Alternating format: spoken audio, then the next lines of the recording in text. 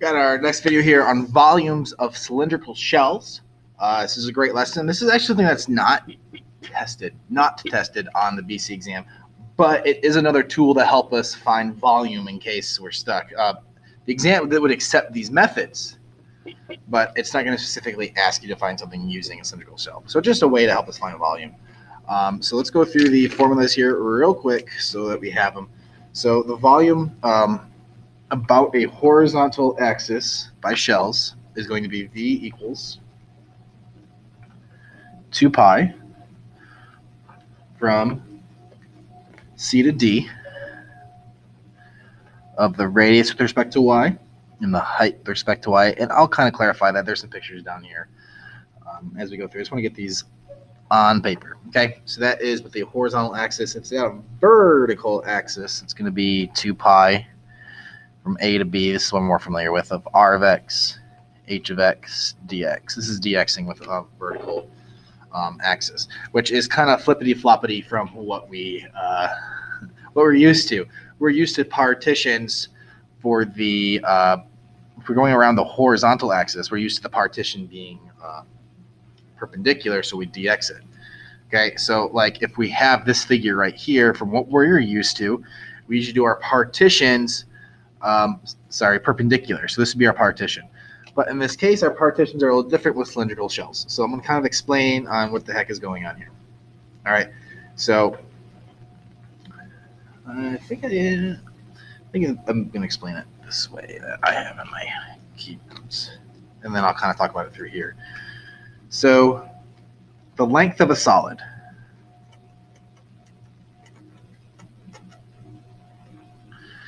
If I want to find the length of a solid, just in general, okay, it's going to be, that gets rotated, by the way. It's 2 pi r. I'll just say r of x as the function. So it's a length of a solid. That would be circumference, okay? That's the length of the solid. The height of that solid is going to be h of x.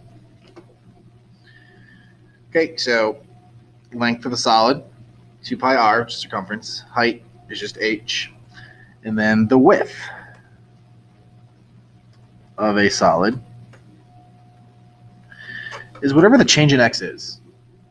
So if you want to find the volume, you got to do length times height times width. So this is why it's going to be 2 pi r of x, h of x, change in x, and this is why we can able to integrate it from whatever the bounds are of r of x, h of x, dx, multiply that by 2 pi. So that's really where the formula comes from. So just talking about, so the radius is the distance between the rectangle and the axis of revolution. So if I'm revolving this one right here, the radius would be the distance from between the rectangle and the axis of revolution. So whatever is going on here, so here's the axis of revolution, and it's going to go to wherever right there. So now when it says rectangle, now we're going to have an infinite amount of these height rectangles, right? So we're just really adding up all those different radiuses. See here, height is just the height of the rectangle, and again, you're going to have an infinite amount of rectangles right here. So now our partition is our height. We're just using the height as our partition, which is parallel to our axis of revolution, which is a little bit different, which I think makes it easier. And if I've explained why this works, you're probably thinking to yourself, how is this easier? Trust me, when we get to the problems, you'll see. Because when we rotate about a vertical axis, we have to change everything in terms of y. Look at this. We're not changing anything in terms of y, because typically we're given x equal equations, or sorry, y equals equations. So we're ready to go right there on the vertical axis. So let's just go ahead and get to some problems. So this one says to set up an integral expression that can be used to find the volume of the region when bounded by y equals x squared plus 1 and y equals 0, and it's rotated over the interval from 0 to 2 using shells. So let's go ahead and give this a quick little sketchy poo here. So we're from 0 to 2, so at 2, this will be up 5, 1, 2, 3, 4, 5. So we're here. Okay, and then this is going to be also from 0 to 2,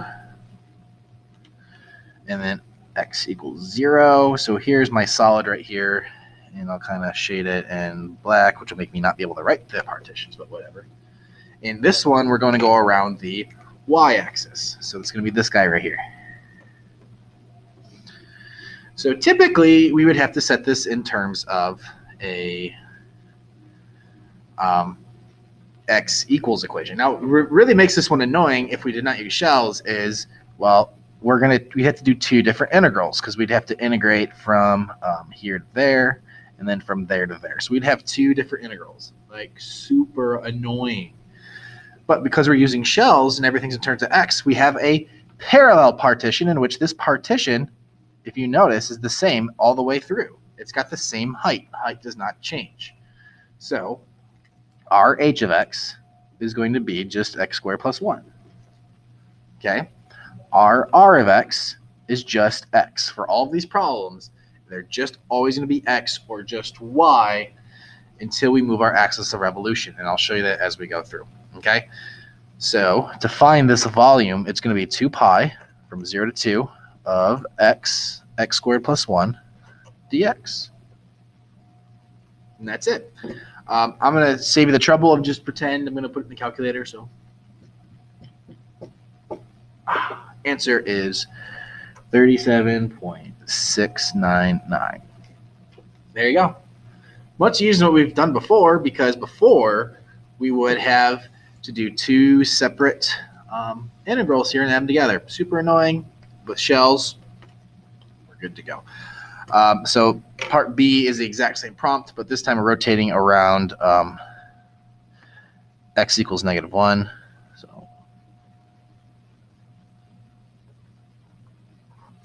So same picture here. Shade it, but now we're going about x equals -1. And we're going to go around this guy right there.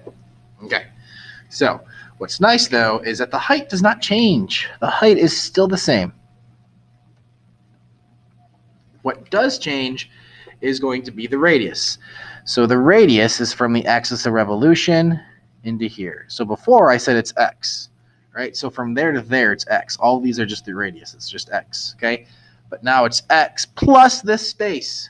How much is that space?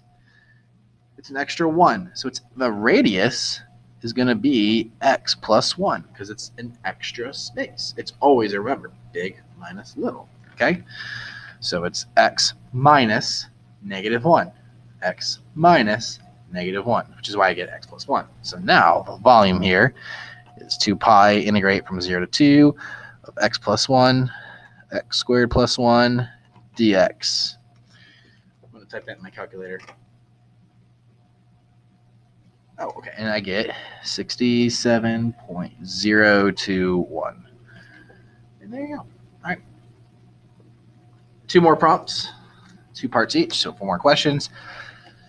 Setup. Okay, this one's nice. This one's just setup.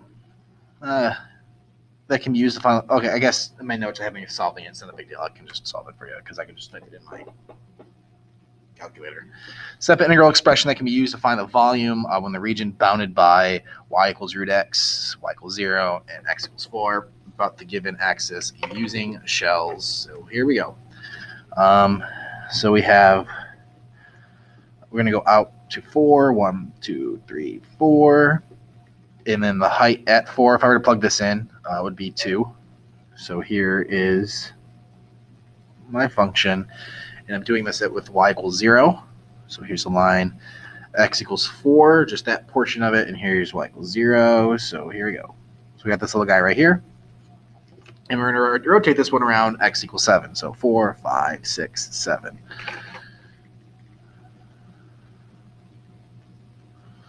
Okay. And we're rotating it around that guy right there. Okay, so let's go for it.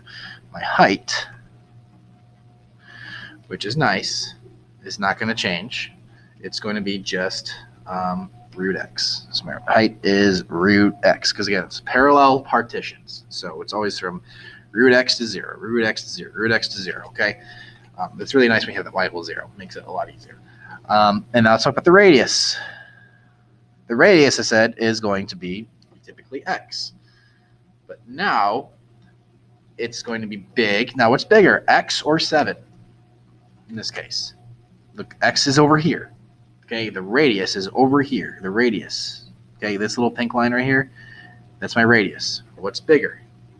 The radius located over here or 7, which is located over here. 7 is bigger, so it's big minus little. So it's going to be 7 minus the radius, which is the little radius of that portion, which is just x. So my volume is going to be 2 pi from 0 to 4 of 7 minus x root x dx. And then when I plug that all in, I'm going to get a handy little answer of 154.147. Okay. All right, same exact thing, but now, we're going to change this one up a little bit, and you'll see why I oofed it. So same prompt, same region here, with 0. But now we're going to go about y. 1, 2, 3, 4, 5. Y equals 5.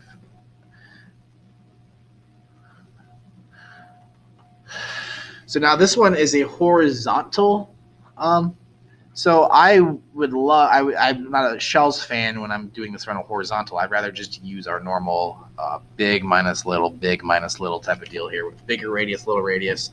But I'll show you how to do this using shells. So now I need everything in terms of y. So now my height is the parallel to that axis right here. So this is my height right here from there to there.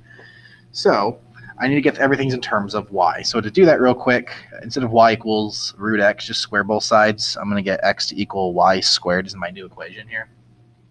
So this is x equals y squared. So now I need to go again from big minus little to find my height. This one does a little bit more work. Okay, so big is 4. Little is to the right. Little is my y squared. So it's 4 minus y squared. My radius, I don't know in terms of y. In terms of y. My bad. In terms of y. Everything's in terms of y. My radius would now typically be just y because the radius is. Now I got to do big minus little here. So here's the radius right here. Okay. What's bigger? The axis up here or the location of the radius down here?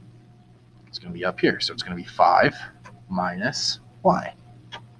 So now I'm going to find the volume, which is going to be 2 pi, integrate from, figure that out in a second, 5 minus y times 4 minus y squared. So this one's a little bit more work, I think, than just doing bigger radius minus little radius.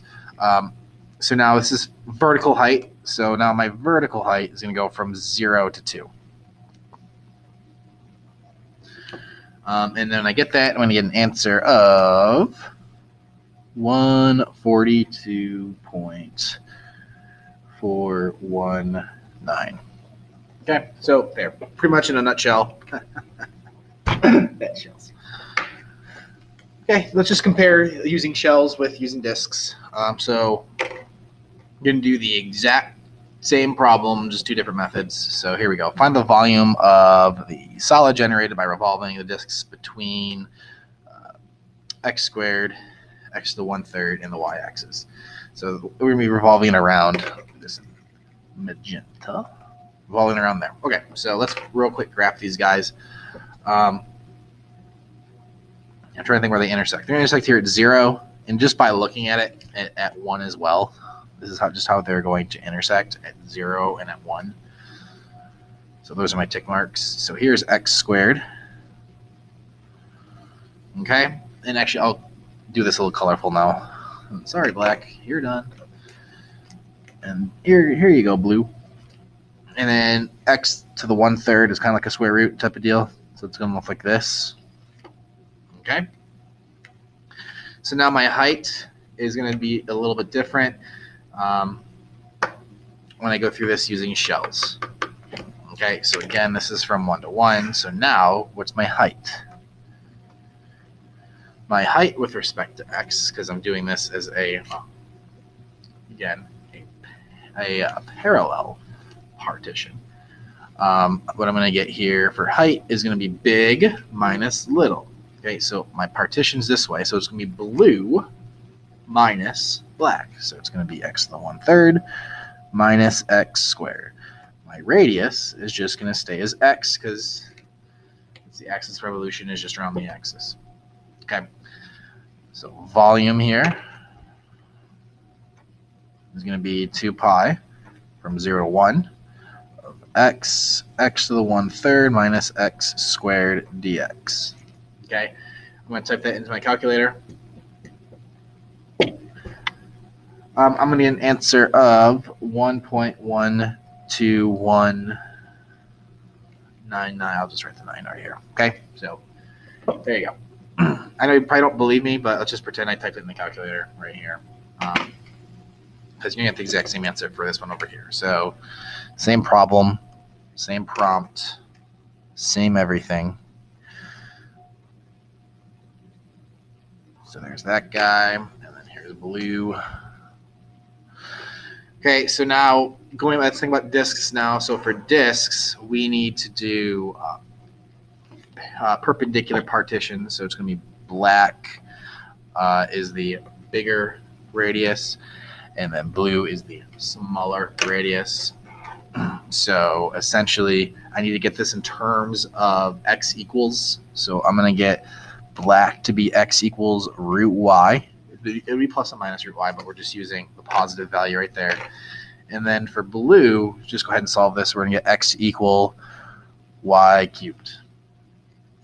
All right, so it's going to be black minus blue, because black is bigger.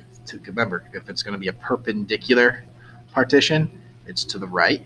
So black is further to the right than blue. Kind of draw that out for you. We're doing this partition.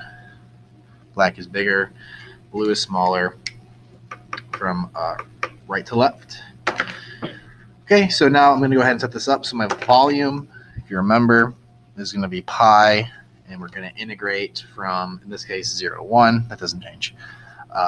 Big, which is the black right there, and that's going to be squared, minus the little, which is going to be y cubed, which is squared dy. This is the formula that we used, if you remember, from disks. So let's pretend I plug this in my calculator. Guess what answer I get? Exact same thing. So there. 2 different ways to do the same problem. This way was much easier than this one right here. So that's why I usually pick shells whenever I have a vertical axis of revolution. And that's it.